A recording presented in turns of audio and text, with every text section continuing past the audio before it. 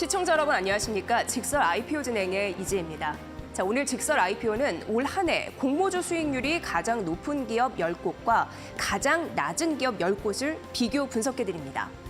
이데일리TV는 투자자 여러분들을 위해서 IPO와 관련된 소중한 정보 공유를 약속드립니다. 자, 지난주였습니다. 직설 IPO팀은요, 밀리의 서재와 제이오의 IPO 관련 기자간담회에 이렇게 다녀왔습니다. 전자책 사업자 밀리의 서재의 서영택 대표는요, 전자책의 유튜브가 되겠다라는 꿈을 내비쳤는데요. 어려운 시장으로 일부 공모 금액이 줄더라도 투자를 해야 된다라고 하면서 계획대로 상장을 하겠다라고 힘줘 말했습니다. 그리고 희망 공모가 기준 시총이 약 6천억 원 정도로 주목받았던 제이오 역시 차세대 2차 전지 소재 기업으로 거듭나겠다, 주도하겠다라고 하면서 이렇게 자신감을 내비쳤었는데요. 그런데 이 간담회가 열린 지 약 4일 만에 이 두 기업은 상장 철회를 선언했습니다. 시장에서 기업의 가치를 제대로 평가받지 못할 것이란 이유였습니다. 경제의 불확실성, 금리 인상 이야기는 사실 어제 오늘의 일은 아니었는데요.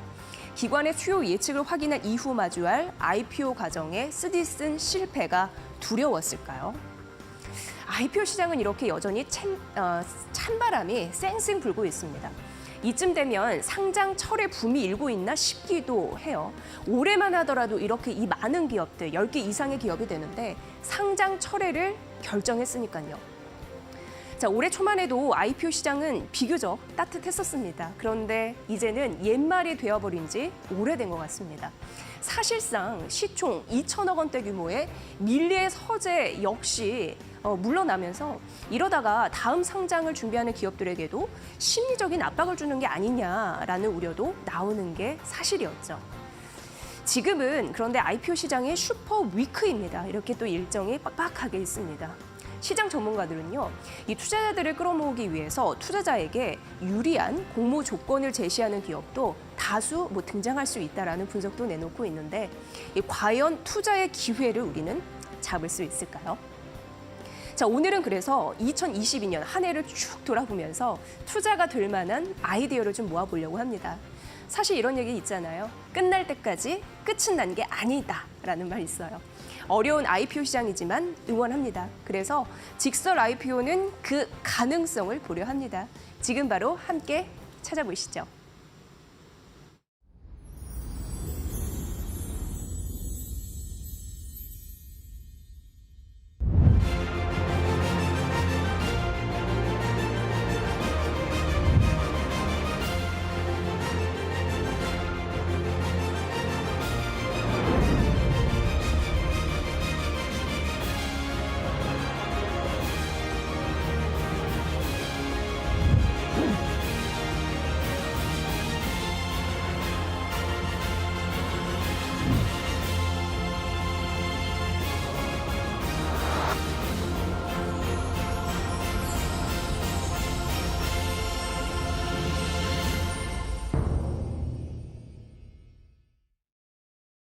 네, 직설 IPO 생방송으로 함께하고 있습니다. 오늘도 소중한 의견을 주실 두 분의 전문가를 모셨습니다. 일단 소개부터 좀 해드리도록 하겠습니다. 자, 오늘 직설 IPO의 패밀리라고 할 수 있는 염승환 EBS 투자증권 이사와 함께, 그리고 최종경 흥국증권 연구위원 모셨습니다. 두 분 어서 오십시오. 반갑습니다. 안녕하십니까? 안녕하세요. 네, 저는 사실 이번 주에 좀 심한 감기 몸살에 걸려가지고 좀 지독하게 고생을 하고 있는데 이게 마음같이 쉽게 회복이 안 되더라고요. 네. 오늘 방송 좀 마무리 잘 됐으면 좋겠고 끝나고 두 분은 고이 좀 빨리 가시길 옮지 않게 바랍니다. 근데 이제 이 건강 회복 이런 것도 마음 같진 않게 되는데 시장도 역시 마찬가지인 것 같다라는 생각이 드는 게, 사실 이번 주에 밀리의 서재와 제이오가 100기를 들었단 말이죠. 네. 굉장히 좀 참담한 심정으로 바라보시는 분들이 많으셨을 것 같은데 위원님께 좀 먼저 여쭤봐야 될 것 같아요. 이거 어떻게 보셨습니까? 일단 같은 날 수요 예측을 진행한 두 개 기업이 같은 날 철회를 진행했다는 거는 두 기업의 좋고 나쁘고의 문제는 아니고요. 시장이 현재 그만큼 조정제가 심해서 기업들의 상장이 원활히 진행할 수 없는 상황까지 갔다고 말씀을 드릴 수 있습니다. 특히 두 기업 모두 마찬가지이긴 하지만 특히 밀리의 서재 같은 경우는 시가총액 기준 2천억, 그리고 공모 규모 자체가 300억에서 400억 정도 되는 사실 중소형주라고 할 수 있습니다. 이런 작은 사이즈의 성장주도 시장이 받아주지 못한다는 거는 저희 증시의 발행 시장이 현재 제 기능을 하지 못하고 있다고 지금 좀 그렇게 파악이 돼서 너무 아쉽기도 하고요. 또 시장 참여자의 한 사람으로서 굉장히 부끄럽기도 한 지금 상황입니다. 네. 그러니까요. 그러니까 시총이 큰 것도 아니고 이제 2천억 원대인데 이게 100개를 든다니 이런 또 마음으로 보셨을 것 같습니까? 네. 그만큼 좀 급냉하고 있는 흐름 속에 여러분과 저희가 좀 마주하고 있는 상황인데요. 그런데 시장은 조금 더 좋은 좀 반전의 시그널가 나왔을까 싶은 사실 오늘장입니다. 왜냐하면 뉴욕 증시가 2년 만에 최대폭으로 또 상승하는 흐름들이 새벽에 네. 있었고 우리 시장도 현재 보니까 코스피는 한 3%대 상승세를 보이고 있어요. 괜찮은 시그널인지 여미선님 어떻게 보셨습니까? 그 시장이 예. 얼마나 그 물가 떨어지기를 그렇게 바랬는지 오늘 좀 여실히 좀 이렇게 증명한 하루가 아닌가 좀 싶고 특히 예. 그동안 사실 코스피가 되게 강했습니다. 이렇게 나스닥은 좀 상대적으로 부진했던 게 이제 물가나 그 금리가 쉽게는 안 꺾일 거라는 이제 그런 좀 우려감이 좀 남아 있다 보니까 금리에 민감한 이제 성장주가 사실 뭐 미국의 나스닥이나 한국에서도 오늘 보면 뭐 카카오그룹주나 네이버 이쪽에 좀 이제 포진이 돼 있었는데 이제 물가가 이제 우리가 예상한 것보다 훨씬 꺾인 상태로 나와버리니까 바로 반응을 하는 것 같아요. 그래서 가장 지금 올해 증시를 괴롭혔던 건 뭐 누가 뭐래도 인플레죠. 그러니까 인플레가 드디어 좀 정점을 지났다. 그리고 특히 미국의 특히 이제 근원 물가라 그러죠. 이 근원 물가가 쉽게 안 잡혔는데 이게 처음으로 잡히는 듯한 이제 모습이 나오기 시작했거든요. 그럼 미국 연준도 스탠스를 이제 바꿀 가능성이 좀 상당히 높아졌죠. 그래서 오늘 뭐 상승이 뭐 단발성이라고 좀 보긴 좀 어려울 것 같고 당분간은 좀 랠리가 더 이어지지 않을까 하는 그런 기대감들이 오늘 주식시장에도 남아 있고 특히 이제 정말 공매도라든가 여러 가지 문제들로 좀 어려웠던 인터넷 게임주들이 오늘 보니까 뭐 카카오페이 상한가를 좀 갔더라고요. 야, 예. 그럴 정도로 정말 이 종목이요? 예. 그러니까 뭐 사실 엄청 빠졌죠. 뭐 지금도 뭐 고점 대비하면 아직도 좀 한참 남아 있는데 어쨌든 그만큼 그럼요. 이런 예. 기업들이 살아난다는 건 분위기가 바뀌었다라는 그런 반증이 아닌가라고 생각을 합니다. 네. 정말 시장을 지독히도 괴롭혔던 인플레 그걸 잡기 위해서 이렇게 좀 혈안이 되어 있는 상황인데 어찌됐든 지금 시장에 굉장히 좋은 포인트는 하나씩 나오고 있다. 그래서 이 시점이 중요한 것 같습니다. 오늘 여러분과 마주한 이 순간도 굉장히 중요한 이슈도 많이 나왔으면 좋겠고요. 전략들 두 분의 이제 전략을 등대 삼아서 오늘 한 시간 또 잘 풀어보도록 하겠습니다. 자, 오늘 직설 IPO는 여러분께 이제 오프닝에 말씀드린 대로 올 한해 이제 공모주 수익률이 얼마나 좀 잘 났는지를 한번 쭉 돌아보는 시간을 가져볼까 합니다. 그래서 하이 10, 로우 10 기업 저희가 이렇게 분석을 해봤는데요. 공모주에 투자하신 분들도 굉장히 많으십니다. 어려운 시장 상황에서도 또 선방하셔야겠죠. 저희가 도움을 드릴 거고요. 여러분의 의견을 듣고 싶습니다. 유튜브 댓글창에서 여러분의 의견 잘 보고 있겠습니다. 괜찮은 건 또 소개도 해드릴게요. 자, 이번 특집은 올 한해 공모주 수익률이 어땠을까를 출발로 저희가 오늘 해볼 텐데 기준은 이거예요. 올해 상장한 기업들이 대상입니다. 그래서 줄을 쭉 세웠습니다. 그래서 공모가 대비 최근 주가 수익률 이거는 이제 이번 달 9일 종가를 기준으로 해서 저희가 집계를 했고요. 하이엔 기업을 일단 꼽았습니다. 그 결과를 보여드릴 텐데 우선 코스피부터 만나보시죠. 자, 그 결과 저희가 공개드립니다. 자, 보시죠. 지난 9일을 기준으로 집계한 결과입니다. 이게 코스피에서는 다 3곳만 입성을 했습니다. 그래서 별로 없어요. 그만큼 시장 진입이 어렵다는 걸 방증한 것 같고요. 갖가진 기록을 경신했던 LG 에너지 솔루션이 공모가 대비 최근 주가가 거의 100% 가까운 수익률을 기록을 했습니다. 그리고 밑에 이제 파란색 보이죠? 수산 인더스트리와 속하는 40% 내외의 손실을 기록을 했습니다. 자, 이게 답니다. 3개. 예. 자, 이렇게 코스피 시장 올해 결과를 분석해드렸습니다. 하나만 잘 나왔고 2개는 좀 미끄러진 흐름들. 최 의원님, 네. 올해 IPO 시장에서 그런 얘기 참 많이 나옵니다. 코스피 시장에서 IPO 씨가 말랐다 이런 얘기가 좀 나왔는데 어떻게 보셨습니까, 결과치? 네. 뭐 말씀하신 부분이 맞고요. 정확히 예. 조금 설명을 해드리면은 2021년 작년이죠. 14개 기업이 코스피에 상장을 했습니다. 언급하신 것처럼 지금까지 3개, 연말까지 다 해봐야 4개 정도의 기업이 상장을 할 거니까 14개에서 4개로 급락한 것이 맞습니다. 두 번째는 작년이 2021년이 우리 증시의 최고점을 기록했던 역대급 시장이었습니다. 그러니까 고점이 워낙 높았던 거 아니냐 생각을 해도 그래도 급락을 한 건 맞는데요. 전전 고점이라고 할 수 있는 2015년에 코스피 상장 기업 수가 16개에 달했고요. 그 이듬해에 연착륙하면서 13개로 연착륙을 하게 됩니다. 따라서 작년에 시장이 넘쳤으면 올해까지 영향을 미치는데 올해는 특히 코스피 시장은 뭐 급락한 상황인 건 맞습니다. 그 내용을 좀 살펴보면은 상장을 철회한 기업들 현대 엔지니어링이나 SK 쉴더스, 원스토어, 테린페이퍼 등이 모두 코스피 멤버들이 상반기에 상장을 철회했고요. 공모를 철회한 현대오일뱅크나 심사 미승인한 교보생명까지 전부 다 지금 올해 벌어지고 있는 일입니다.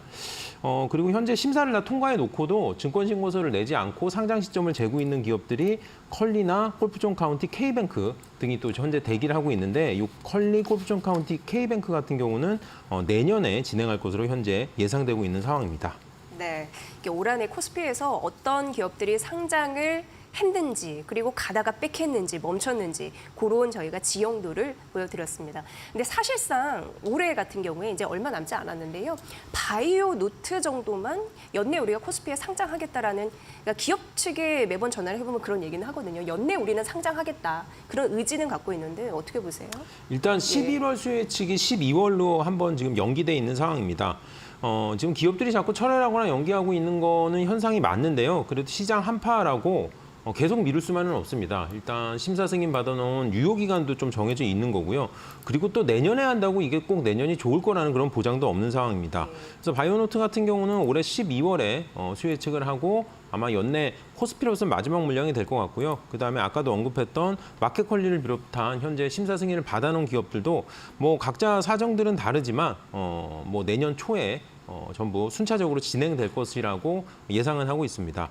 또 하나는 제가 덧붙여서 좀 투자자분들한테 설명을 드리고 싶은 부분이 공식적인 그 청구서 접수를 하지는 않았지만 올해 CJ 올리브영이나 SSG닷컴 같은 기업들이 올해 상장 진행을 시장에선 예상을 했었는데요. 아무래도 어려운 시장 상황 때문에 그룹사에서 이미 올해는 상장을 진행하지 않겠다고 공식 발표를 해놓은 상황이기 때문에 이런 CJ 올리브영과 SSG닷컴에 대해서는 또 내년 상장 예정 기업으로 좀 체크를 해두시면은 또 내년에 또 활용하실 수 있을 거라고 생각하고 있습니다. 네.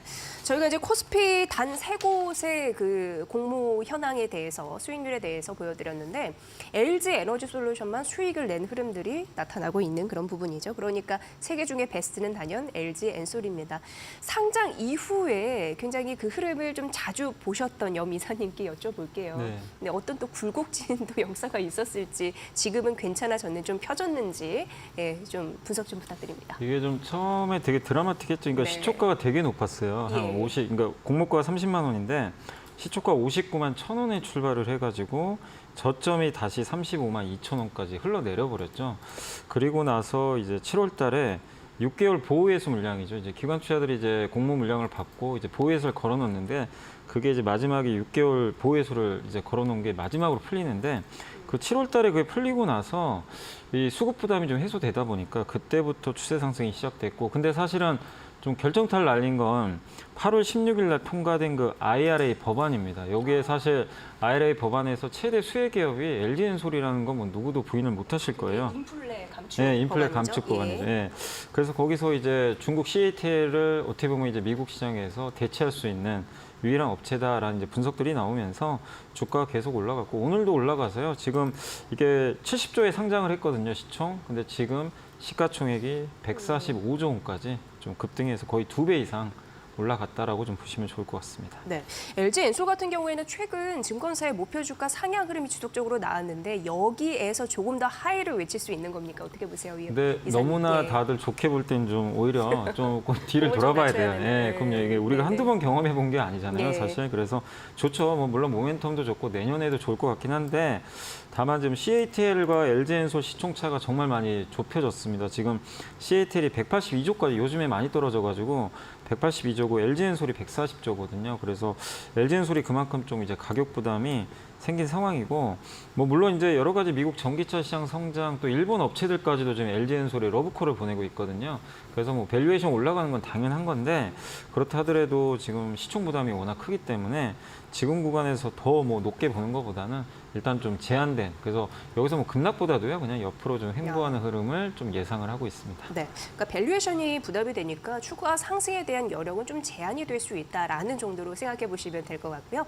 사실 저희가 IPO 얘기다 보니까 예전 또 그 부분을 좀 들여다볼 수밖에 없는데 사실 LG 엔솔 공모 청약만 할 때에도 IPO 들어가면 무조건 돈 번다라는 인식이 있었던 게 사실입니다. 그래서 너나 할 거 없이 돈 끌어모아서 영끌해서 한번 IPO 공모주 해보겠다고 막 이런 뭐 열기가 있었는데 지금 와서 보면은 당시에는 그 시장이 괜찮아서 그런 거였는지 아니면 LG 엔솔 같은 경우에는 2차 전지 섹터의 힘 때문에 더 쭉 갈 수 있었는지 그게 궁금해지는데 최 의원님 어떻습니까? 네, 일단 예. 두 가지 요인이 전 복합적으로 작용을 했다고 보고 있습니다.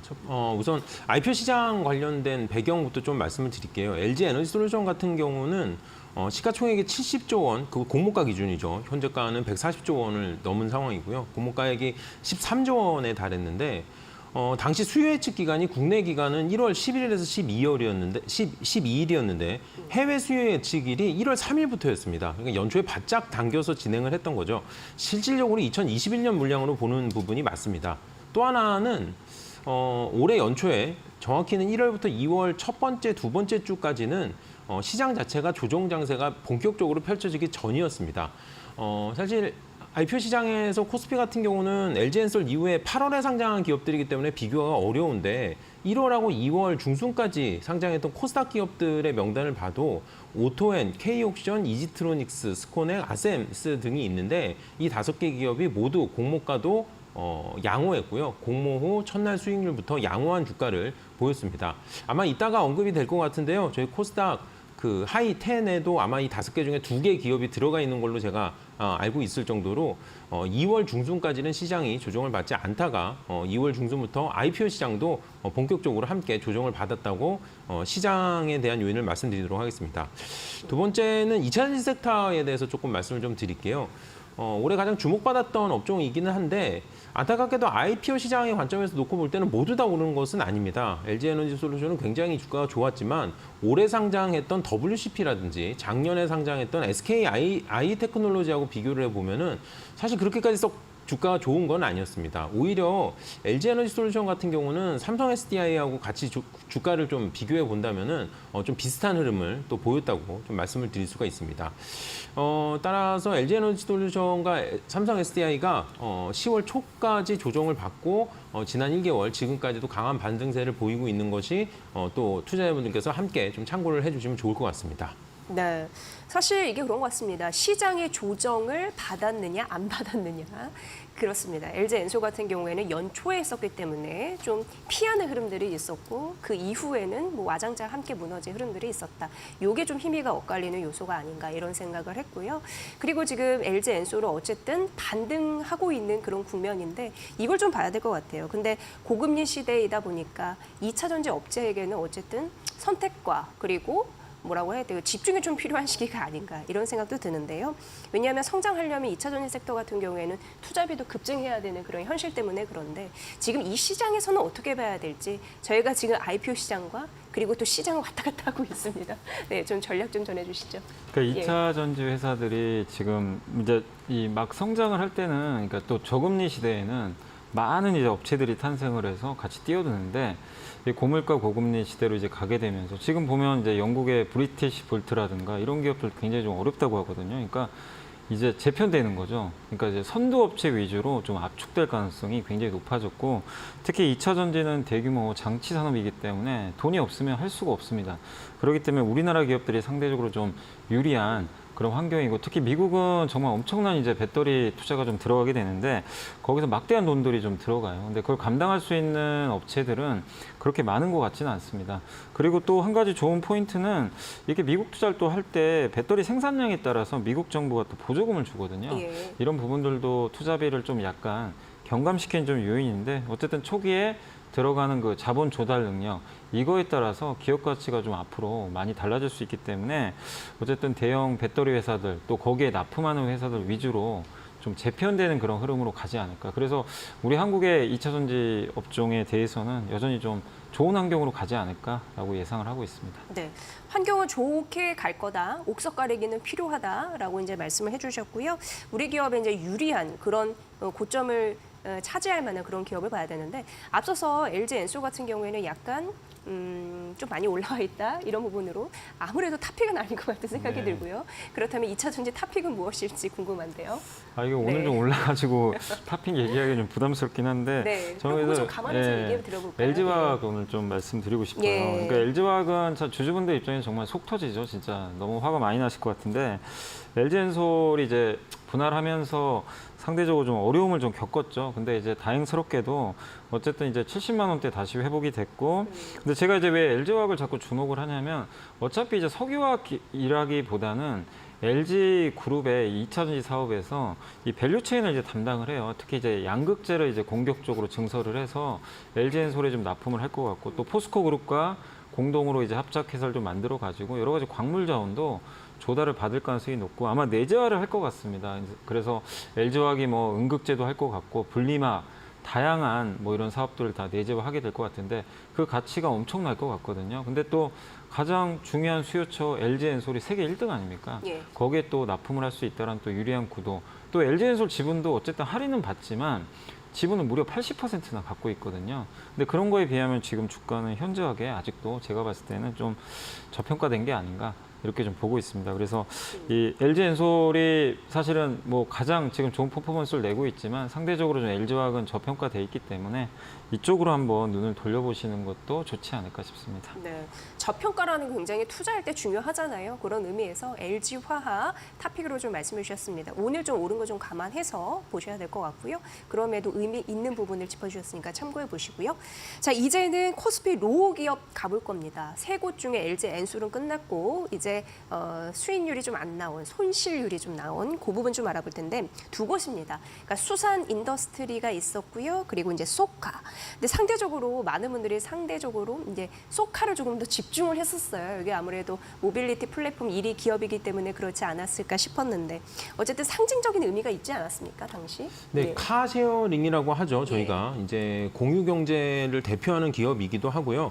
자체 집계 기준 시장 점유율이 80%에 달합니다. 2위의 시장 점유율이 19%니까 소카의 그 시장 점유율 경쟁력을 뭐 이 숫자만으로도 알 수가 있죠. 국내 최대의 카쉐어링 업체인 건 뭐 분명하고요.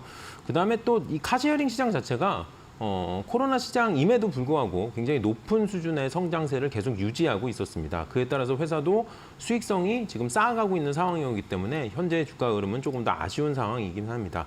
당시에 공모를 진행하려고 했던 금액의 공모 시총이 9,660억 정도 되고요. 1조 원을 하회하는 걸로 확정이 됐어요. 이것도 이제 하단을 받게 된 거죠. 그래서 상장을 진행을 해서 당시에 기관 수혜 측 경쟁률은 약 56대 1이 나왔으니까 사실 굉장히 저조했던 겁니다.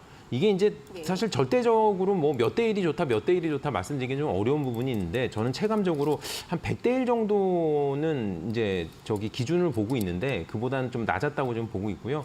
상장 후 수익률 역시 첫날 마이너스 6.1%, 한 달이 지나서 마이너스 36%, 현재는 마이너스 40%로 주가가 좀 안 좋은 상황에 있는 상황입니다.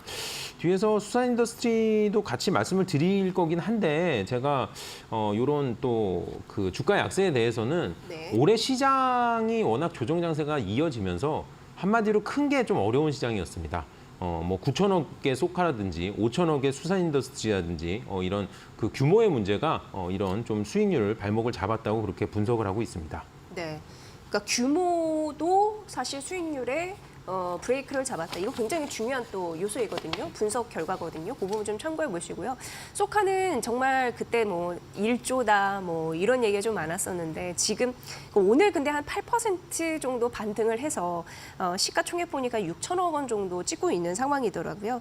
근데 염 이사님 사실 그동안의 시장의 평가는 좀 냉랭했던 게 사실인데 지금 이제 주가 이 수준에서는 보수적으로 봐야 될까요? 아니면 좀 긍정적으로 가도 될까요? 이 정도 좀 떨어졌으면 어떻게 저희가 보십니까? 이제 이거 원고 쓸 때는 실적 발표 전이어가지고 한번 3분기는 한번 더 확인해 보자 해서 사실은 좀 보수적인데 네. 약간 좀 중립적으로 좀 올려야 될 것 같아요. 그래요. 약간은 좀 올라가네요. 왜냐하면 그 2분기 흑자 전환은 긍정적이었는데 이게 연속성이 사실 좀 있어야 되는데 제가 확인해 보니까 3분기 실적이 굉장히 잘 나왔더라고요. 그래서 아마 이게 올해 아마 흑자 전환 가능성이 이제 높아진 것 같아서 이 플랫폼 기업들 특히 신규 상장한 새롭게 성장하는 기업들의 제일 어려운 점이 이게 스토리는 좋은데 숫자가 안 나오는 기업들이 너무 많았죠. 그래서 고물가 고금리 시대에 피해를 많이 받았는데 다행히 소카는 이제 그걸 지금 보여주기 시작을 하고 있어요. 예. 그래서 그런 부분이 있어서 좀 기대감은 높아지는데 그렇다고 해서 뭐 저물가 저금리로 가기는 어렵기 때문에 고밸류를 보유하기에는 아직은 좀 현실적으로 어려움이 있습니다. 그래서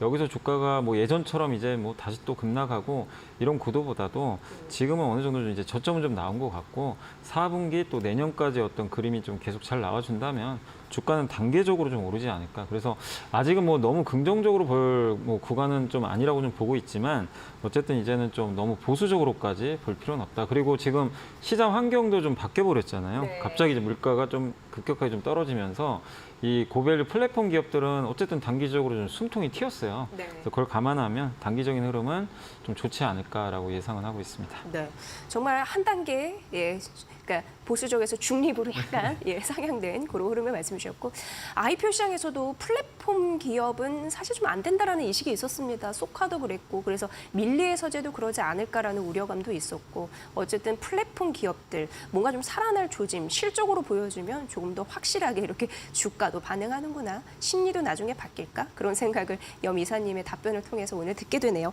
자, 그렇다면은 이제 소카는 정리하고 그 소카보다 앞서 상장한 마지막 코스피 종목, 수산 인더스트리, 이거는 이제 비슷하게 소카와 비슷하게 공모가 대비 손실을 기록을 하고 있는 상황인데요. 8월 1일 상장했잖아요. 그 이후 좀 내림세를 좀 지속하고 있는 상황인데 어떻게 보셨는지 위원님? 네, 일단 기관 수요 측 경쟁률은 130대 1 정도 나왔습니다. 뭐 흥행했다고 말하기는 조금 그렇지만 그렇다 아주 안 좋다고 말할 수 없는 무난한 수준이었다고 평가하고 있어요.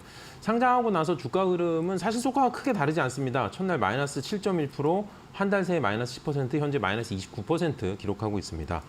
수산인더스트리 같은 경우는 해외 원자력 발전소 정비나 노후 발전 플랜트 정비 프로젝트 등등 현재 현 정부의 뭔가 이렇게 그 정책의 수혜까지 기대할 수 있는 그런 내용들은 투자 포인트로서 각광을 받았던 것도 사실이지만 상장 이후에 그에 따른 주가에 대한 반영은 현재 못 받고 있는 상황입니다. 네. 자, 그렇다면은 이제 국내외 유사 업체와 주가를 좀 비교해 봤을 때 어떤 수준일까 궁금하실 것 같습니다. 이 종목은 한전 KPS, 뭐 한전 기술, 일진 하이솔루스, 이게 이제 유사 기업이다라고 시장에서는 알고 있는데 이 흐름 대비해서 투자 전략은 어떻게 가져가야 되는지 이사님께 좀 여쭤볼게요. 네. 이 회사는 그 이제 수주를 따내고 이제 원자력 발전이 다 지어진 다음에 이제 정비하는 회사예요. 그러니까 약간 이제 가장 늦게 좀 실적이 좀 반영되는 그런 기업으로 좀 보시면 좀 좋을 것 같고, 근데 이제 원전 유사 기업들의 평균 PER이 뭐 46배나 되는데 이 기업은 이제 올해 예상 대비해서 물론 이제 예상이니까 좀 염두에 두셔야 되겠지만 PER은 8배 정도로 상대적으로 굉장히 좀 저평가돼 있다라고 좀 보시면 좀 좋을 것 같고, 또 우리 한국 정부의 지금 이제 탈원전에서 친원전으로 바뀌었잖아요. 그래서 원전 비중이 2018년에 23.4%에서 이제 2030년에 30%까지 좀 늘어나고, 앞으로 또 원전 10기 수출, 또 다음 주에 빈살만 왕세자가 또 오는데 또 원전이 또 얘기가 나올 수도 있어요. 그래서 모멘텀은 충분히 좀 있다고 좀 생각을 하고 있습니다. 그래서 저는 뭐 지금 다른 업종이, 그러니까 다른 그 경쟁사들에 비해서도 주가도 좀 싸기 때문에 뭐 중장기적으로 좀 관심은 좀 가져보되, 다만 이제 투자에 유의하실 거는 원자력 발전주들은 이렇게 원전 수주나 뭐 이런 이제 기대감에 의해서 주가 올랐다가 또 그게 무산되면 또 막 폭락하기도 하거든요. 네. 그래서 굉장히 변동성이 크다는 건 좀 염두를 해두시고 주가가 좀 이렇게 소외받을 때 그럴 때 좀 관심을 갖는 게 좀 필요할 것 같습니다. 네. 뭐 돈을 잘 버는 거는 돈을 줍는 거다 뭐 이런 얘기도 책에 있잖아요. 네. 저렴해지는 거, 잘 줍는 거, 잘 모으는 거 그것도 좀 지혜가 아닐까라는 생각을 하게 되는데요. 그런 부분을 좀 참고해 보시고요. 자, 코스피는 세 개 기업 이렇게 달랑이 있어서 이런 부분 좀 정리를 해드렸고 유튜브로 이제 질문들이 지금 나오고 있어서 저희가 해결을 해드리도록 하겠습니다. 우선 해바라기 님이 보내주셨는데요. 궁금하시다고 내년에는 어떤 업종이 뜰까요? 이렇게 주셨는데 이거는 염 이사님께 좀 여쭤봐야 될 것 같습니다. 이게 뭐 어려운 질문이죠. 뭐가 뜰까요? 이거 좀 전망 있는 거 그냥 말씀해 주시면 될 것 근데 같습니다. 이렇게 네. 생각하시면 돼요. 뭐 예. 그러니까 우리가 흔히 그냥 성장주 하면 뭐 카카오나 네이버나 뭐 미국의 빅테크 생각하는데 그게 뭐 물론 그동안 성장주였죠. 근데 앞으로도 이들이 성장주일까? 메타만 봐도 이제 성장주라고 부르기 민망할 정도로 네. 이게 꺾이고 있거든요. 그러니까 항상 성장주라는 거에 틀에 갖추지 마시고 바뀝니다. 과거의 가치주가 내년에 성장주가 될 수 있어요. 그렇기 때문에 여러분들이 내년에 뭐가 성장할까? 네, 이거를 좀 고민하시면 좋을 것 같고 지금 돈이 다 어디로 가죠? 자, 지금 다 미국으로 가고 있어요. 미국의 IRA 법안, 또 유럽의 원자재 법안 이런 것들 봤을 때 또 지금 뭐 요즘에 계속 많이 나오는 게 뭐 미중 갈등 정치적 이슈인데 여기서 제일 중요한 포인트는 중국을 공급망에서 배제시켜 버리는 거거든요. 예. 그래서 우리나라 제조업체들이 굉장한 또 기회를 많이 이제 좀 찾을 수밖에 없는 그런 상황으로 좀 갈 수밖에 없습니다. 그래서 한국의 제조업들 뭐 내년에 저는 굉장히 좀 좋은 흐름 나오지 않을까 좀 싶거든요. 그래서 네. 그런 업체들 중에서 미국의 공급망이 좀 채택이 된 그런 기업들 그 안에서 주가 싸다면 더 좋겠죠. 그래서 뭐 대표적으로 2차 전지 좀 밸류 부담은 있지만 이제 업종으로 보면 여전히 2차 전지 그 안에서도 요즘에 광물 관련된 기업들 있잖아요. 그런 쪽도 좀 괜찮아 보이고 그다음에 지금 미국도 이제 전기차 시장이 열릴 텐데 배터리만 있는 게 아니에요. 거기에 전동화 부품들 있잖아요. 자동차 부품이 하는 것 중에 그런 친환경 부품을 담당하는 기업들도 뭐 여러 기업들이 있으니까 네. 그쪽도 보시고 그다음 뭐 반도체도 여전히 저는 유리하다고 좀 생각합니다. 중국을 좀 배제하면서 또 한국 기업들이 계속 좀 투자를 뭐 미국이나 한국 쪽에 늘려갈 수 있기 때문에 반도체 장비 그러니까 결국엔 내년에 어떤 게 성장할까 여기에 대한 고민인데 결국 저는 투자 쪽에서 그게 나오는 것 같아요. 네. 기업도 투자하고 정부들은 그거 투자하라고 세제 혜택 주고 그래서 그런 쪽에서 큰 돈들이 좀 움직일 가능성이 높기 때문에 그걸 집중해 보시고 대신 그 미국이나 그러니까 미국 쪽 비중이 높은 기업을 한번 좀 잘 선택해 보자 이렇게 좀 말씀을 드리고 싶습니다. 그런 거 보면 글로벌 패권에서 누가 중심에 서느냐 이거 눈치 보기는 좀 지속되지 않을까 네. 싶고요. 미국 쪽의 점유율을 좀 넓혀야겠죠. 그리고 투자. 성공하려면 이제 투자를 해야 됩니다. 그런 기업들, 그러니까 실적이 자연스럽게 또 높아질 수 있는 기업들 잘 보시면 도움이 되실 것 같고요. 이제 두 번째 질문은 주랑이님께서 주셨어요. 저희 댓글창에 LG 에너지 솔루션 같은 대박주는 언제 또 나오냐고 이렇게 주셨는데 위원님 이런 IPO 공모주 좀 알짜게 좀 나올 가능성이 있을까요? 어떻게 보세요? 사실 예. 이거는 IPO 네. 시장에서 저희가 이제 대박주라는 표현은 조금 네. 이제 그 미리 예단하기 좀 어렵고요. 예. 저희가 이제 대여급 IPO라는 단어를 많이 씁니다. 단일 공모 규모가 1조 원이 넘는 시가총액 기준으로는 약 5조 원 이상의 기업들을 저희가 대여급이라고 얘기를 하는데 올해 IPO 시장이 어려운 이유 중에 하나가 작은 기업들은 어느 정도 물량을 채워줬는데 이 대여급들이 나타나지 않아서 굉장히 어려운 시장이 지속되고 있습니다. 시장의 영향도 있고요. 또 작년에 너무 많이 왔기 때문이기도 합니다.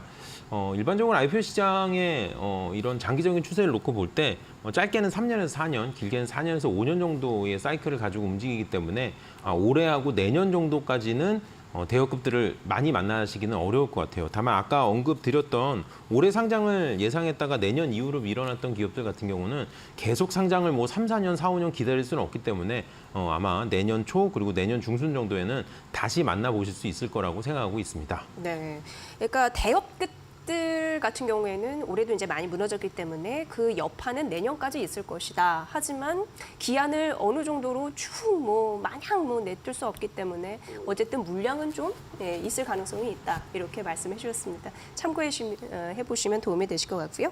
자, 이제 유튜브 의견은 계속 주시고요. 저희 주시하고 있겠습니다. 이제 두 번째 코스닥 시장으로 가보도록 하겠습니다. 과연 코스닥 시장에서는 공모주 수익률 어떻게 좀 결과가 나왔을지 일단 결과 보여드리겠습니다. 네, 올해 상장된 코스닥 기업은 이전 상장 4개 기업을 포함해서 현재까지 57 개의 기업이 있었습니다. 그중에 공모가 대비 손실률이 큰 로우 기업 10을 뽑아봤습니다. 60% 가까이 손실을 낸 기업은 위니아이드, VC, 레이저셀이었고요. 이 코넥스에서 코스닥 시장으로 이전 상장한 기업인 비플라이 소프트, 에드바이오텍도 공모가 대비 50% 넘게 떨어졌어요. 이 밖에 나레 나노텍, 노을, 보르노이 등도 40% 넘게 추락을 했습니다. 이런 상황이네요. 네, 코스닥 로우 기업입니다. 과연 어떤 특징이 있다고 보시는지요? 예, 일단 가장 눈에 띄는 특징이 한 가지가 있는데요. 아까 보셨던 그 10개 기업의 명단 중에서 무려 7개예요.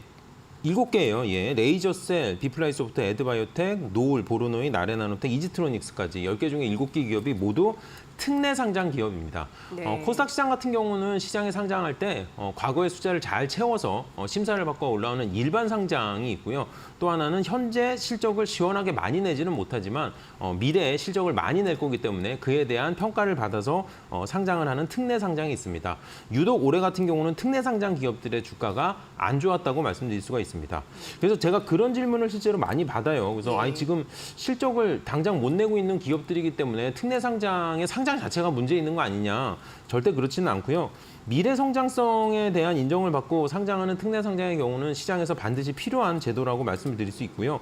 특례 상장 기업들의 주가가 항상 안 좋은 건 아닙니다. 올해 같은 조정장에서는 일반 상장 기업들의 주가가 상대적으로 좋았던 것은 사실이지만 또 하락장에서는 반대로 이 특례 상장 기업들의 주가가 굉장히 좋아집니다. 예, 따라서 이건 시장의 트렌드 분위기라고 말씀을 드릴 수 있어서 올해 시장의 가장 큰 코스닥 시장의 특징은 바로 특례 상장 기업들의 주가 약세라고 말씀드릴 수 있습니다. 네, 오히려 시장이 불이 붙었을 때는 특례 상장 기업들이 플러스 점수를 받는데 이번 올해같이 조정장 같은 경우에는 특례 상장 기업들이 워낙 이제 이익 미실현 기업도 있고 성장성을 보고 특혜를 주는 기업이기 때문에 그런 부분에서 약간 점수를 못 받는 그런 부분이 좀 대거 있었다라는 부분 분석을 해주셨는데 중요한 포인트를 말씀해 주셨습니다.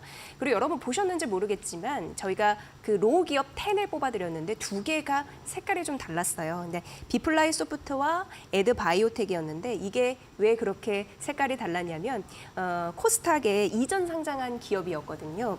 그렇다면 이전 상장한 기업이 지금까지 한 4개 정도인데 2개가 여기 포함이 됐습니다. 손실률이 컸다는 의미입니다. 이거 어떻게 봐야 될까요? 일단 이 코넥스 시장에 대한 그 이해를 좀 해주셔야 되는데 코넥스 시장에 있다가 코스닥 시장으로 넘어올 때 똑같이 일반적인 비상장 기업들처럼 공모를 해서 IPO를 하기 때문에 저희가 IPO 기업에 같이 포함을 시켜서 말씀을 드리고 있죠.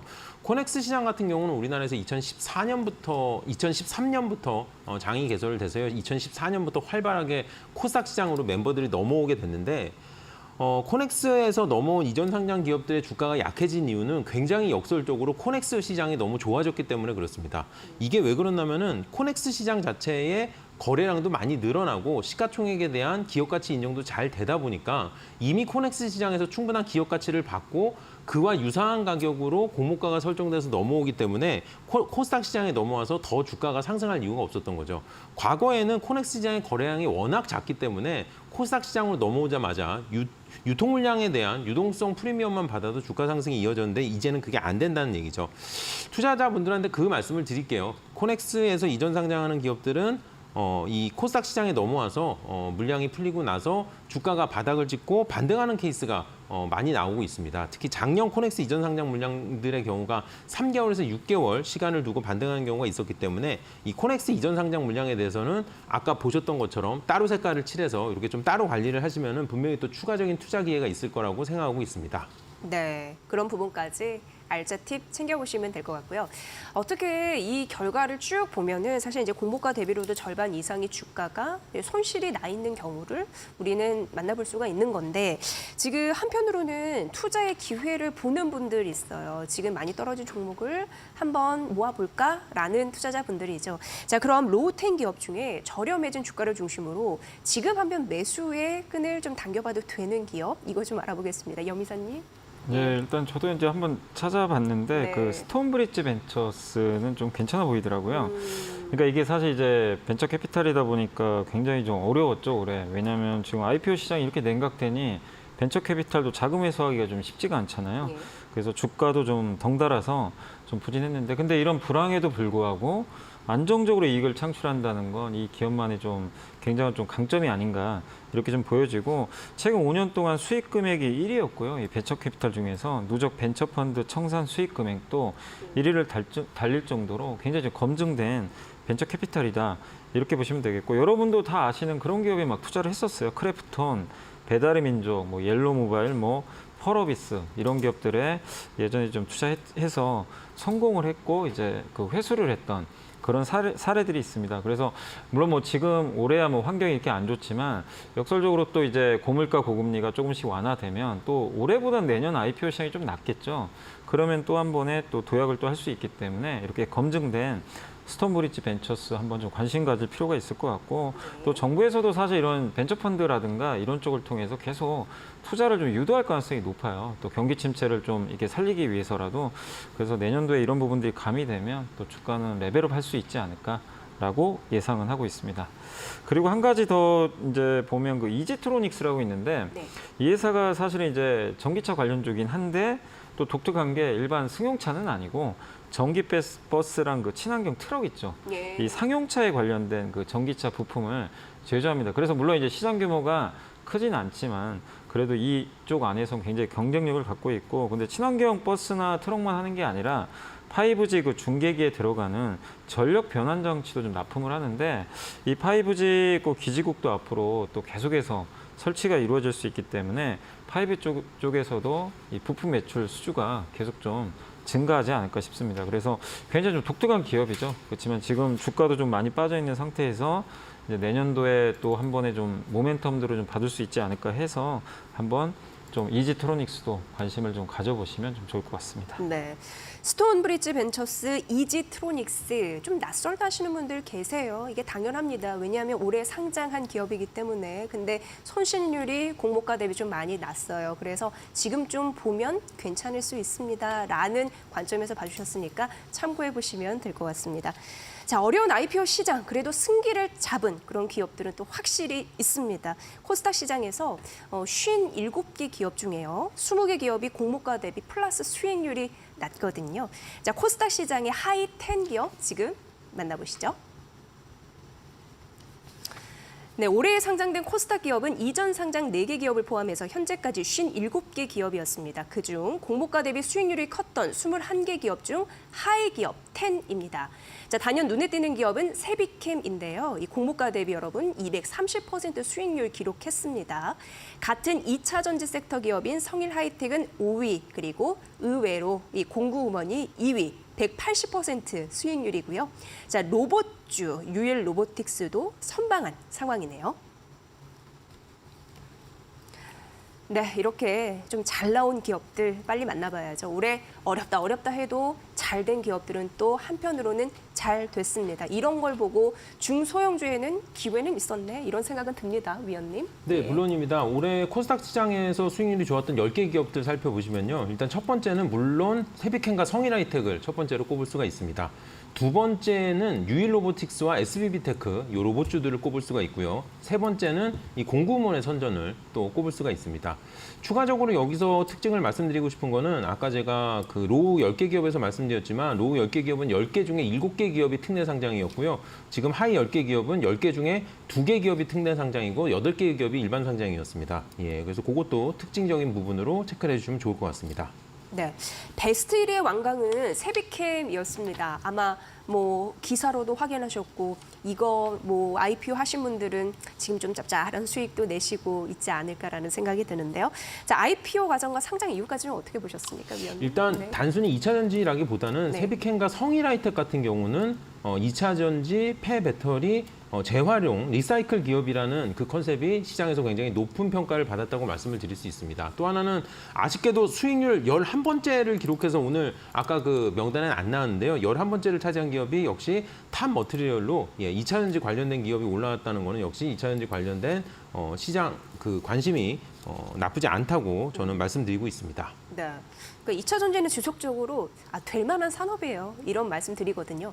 근데 이 기업과 이제 유사 업체, 성일하이텍, 코스모 신소재 있고요. 그리고 뭐 코엔테, 와이엔텍이 있습니다. 과연 이 기업과 비교해서는 어떤 수준일까요, 이사님? 일단 굉장히 좀 고평가는 맞아요. 고평가 맞아요. 맞습니다. 예. PER 예. 제가 보니까 한 60배 정도 되더라고요. 그래서 굉장히 좀 높은 편인데, 근데 뭐 그렇게 고평가를 좀 받을 수밖에 없는 게 뭐 이 인플레 감축법안이 통과되면서 가장 중요한 게 그 양극재라든가 이런 소재, 광물 이런 것들을 중국산을 어떻게 대체할 거냐 이게 제일 중요한데 가장 좋은 거는 사실 이제 폐배터리에서 이거 추출하면 되거든요. 예. 그래서 그런 이제 기술들을 좀 갖고 있다 보니까 좋고 특히 세비캠 같은 경우는 또 LG그룹하고 굉장히 좀 이제 거래 관계가 좀 많습니다. LG화학으로부터 불량 양극재를 매입을 해가지고 금속을 회수한 다음에 그거를 이제 다시 납품하는 그런 상황이고 그다음에 한국전구체라고 LG와 고려한 합작법인이 있거든요. 여기랑 이제 24년부터 10년 장기 계약을 좀 체결하기로 좀 합의를 한 것 같더라고요. 그래서 LG그룹의 이 배터리 산업이 성장한다면 세비캠도 좀 갈 수 있기 때문에 뭐 굉장히 좀 성장 여력은 충분하다. 다만 이제 주가가 싸지는 않다는 건 좀 투자하실 때 꼭 유의를 하셨으면 좋겠습니다. 네.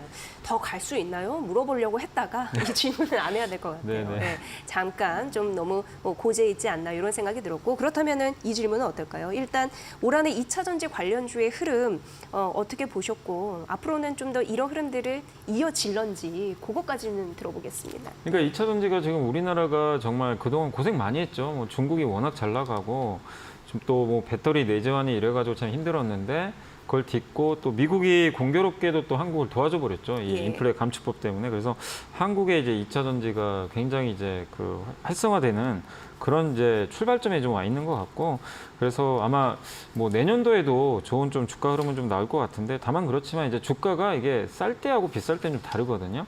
많이 좀 올라온 상태인 걸 염두에 두시고 변동성이 좀 커질 수는 있어요 내년도에. 그래서 그런 걸 염두에 두시고 너무 좀 과대평가되거나 올라왔던 기업들은 조금 다음에 변동성이 클 때 좀 들어가시면 좋겠고 네. 그리고 저는 포인트로는 어쨌든 내년에 미국 투자 좀 많이 늘어날 거 아니에요. 그래서 2차 전지 좀 장비주 쪽 한번 좀 계속 관심을 좀 가져보시면 좋겠고 특히 LG 쪽에 들어가는 장비 회사들이 좀 더 매력은 있겠죠. 그리고 가장 중요한 건 역시 대장주죠. 이 형님인 LG엔솔 주가를 잘 보셔야 됩니다. LG엔솔이 무너지면 어쨌든 대부분 다 또 같이 좀 조정을 받을 수가 있거든요. 그래서 LG에너지솔루션의 주가가 계속 추세를 유지하는지도 한번 좀 참고를 하셔서 투자를 하시는 게 좋을 것 같습니다. 네. 이제 시간이 얼마 남지 않아서 이 유튜브 질문 좀 확인해 드리려고요. 데이지 님이 중소형주가 뜬 이유가 뭔가요? 대형주는 왜 맥을 못 추나요? 라는 질문인데요. 최 의원님 좀 받아주시죠. 일단 IPO 시장의 관점에서는 대형주 같은 경우는 공모 자금이 너무 많이 필요합니다. 네. 예, 그래서 지금처럼 시장에서 지갑을 닫는 시기에는 큰 기업에 많은 공모 자금을 넣기가 어려운 거죠. 근데 그러다 보니 오히려 상대적으로 중소형주에 먼저 투자가 들어간다고 해석을 하시는 게 좋을 것 같습니다. 네. 자, 그런 부분 좀 보시고요. 자, 그리고 2차 전지주 관심 종목은 이렇게 주셨는데요. 염 이사님, 어떻게 보세요? 2차 전지 내에서는 아까 이제 장비도 좀 말씀드렸고 네. 이제 그리고 아까도 좀 잠깐 언급드렸지만 2차 전지에서 이제 제일 중요해진 게 결국 광물입니다. 리튬이나 니켈을 중국 대신에 어떻게 조달할 거냐. 근데 우리나라에도 대표적인 기업들이 있잖아요. 뭐 포스코홀딩스라든가 고려아연, LS 같은 기업들이 이제 광물 사업을 좀 하거든요. 예. 이런 기업들이 기존에는 그냥 철강이나 금속 쪽이었는데 이제 2차 전지가 지금 여기에 이제 붙게 되는 거죠. 그래서 상대적으로 주가들이 좀 저렴하기 때문에 2차 전지 광물 사업을 좀 열심히 하는 한국의 대형주들 한번 좀 눈여겨 보셨으면 좀 좋을 것 같습니다. 네, 질문은 여기서 마무리하고요. 그리고 저희가 이제 하이 10 중에 3위가 유일 로보틱스와 8위가 SB 비테크 이게 로봇 산업이었거든요. 공모 과정부터 좀 주목을 받았는데 투자 포인트 좀 들어볼게요, 위원님. 예, 공모 과정부터 굉장히 큰 주목을 받았고요. 여기에 덧붙여서 최근에 상장한 뉴로메카까지가 올해 코스닥에 상장한 로봇주들 멤버라고 보시면 될 것 같습니다. 유일로보틱스 기관 경쟁률은 1756대 1, SB비테크 1658대 1, 뉴로메카 1652대 1로 해서 모두 다 1000대 1을 넘는 흥행을 지금 기록해 있는 상황입니다. 더불어서 기존의 코스닥 시장에 상장돼 있는 SPG나 레인로보틱스 같은 경우에도 굉장히 좋은 주가 흐름이 지금 이어지고 있는 거고요. 내년이나 후년까지도 이 공장 자동화라고 하죠. FA까지 이 산업이 연결이 되면서 좀 지속해서 관심이 집중될 것이라고 예상하고 있는 상황입니다. 네, 이게 실적 성장이 지속되는 걸 확인하는 것도 굉장히 중요하다라는 의견도 참 많았는데요. 염 이사님, 이런 부분은 이제 투자 포인트가 어디에 있을까요? 일단 이제 예. 기업들이 그러니까 지금 전방 산업이 이렇게 좋은 기업들, 특히 로봇이라든가 아까 이제 말씀해 주셨는데 2차 전지 이런 회사들 중에서 좀 전방이 좀 좋은 기업들, 특히 폐배터리도 굉장히 좋았는데 이제 관건은 뭐냐면은 이 고물가 고금리 시대다 보니까 숫자를 확인하려는 의지들이 굉장히 강합니다. 그냥 단지 성장만 하는 게 아니라 실적을 내다라는 거죠. 올해 LG에너지솔루션, 삼성 SDI가 이런 장에도 왜 올랐냐면 이게 스토리가 좋은데 거기에 숫자도 이제 찍히기 시작하는 거예요. 그래서 앞으로 여러분들이 보실 때 이런 신규 상장 기업들이 좋은 좀 주가를 내더라도 계속해서 매 분기마다 나오는 그런 숫자들을 체크하시면서 그게 미스가 나거나 이게 경쟁력이 떨어지는 숫자들이 나오면은 과감하게 또 이별을 하셔야 되겠죠. 그래서 네. 앞으로는 실적도 좀 계속 좀 체크를 하시는 좀 전략이 필요할 것 같습니다. 네, 이제 달력이 2장 남았습니다. IPO 성과 아쉬운 점이 있었는데 그런 부분 저희가 오늘 쭉 분석해드렸고 앞으로 이제 연말도 남았으니까 그런 부분에서도 알차게 좀 찾아뵈야 될 것 같습니다.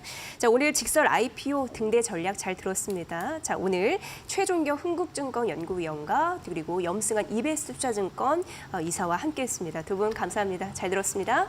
감사합니다. 네, 이제 몸값 2조 원 정도 예측하는 바이오노트가 코스피 시장 상장을 좀 앞두고 있는 상황입니다. 직설 IPO는 시장 참여자들을 대상으로 해서 바이오노트에 대한 설문조사를 실시를 할 거고요. 그 결과를 두고 12월 7일 수요일 오후 1시 여러분을 생방송으로 찾아뵙도록 하겠습니다. IPO 기업에 대한 모든 것 직설 IPO에서 함께 만나보시면 좋을 것 같습니다. 저희가 든든하게 챙겨보겠습니다. 자, 오늘은 여기서 인사드리겠습니다. IPO는 직설 IPO 시청해주신 여러분 고맙습니다.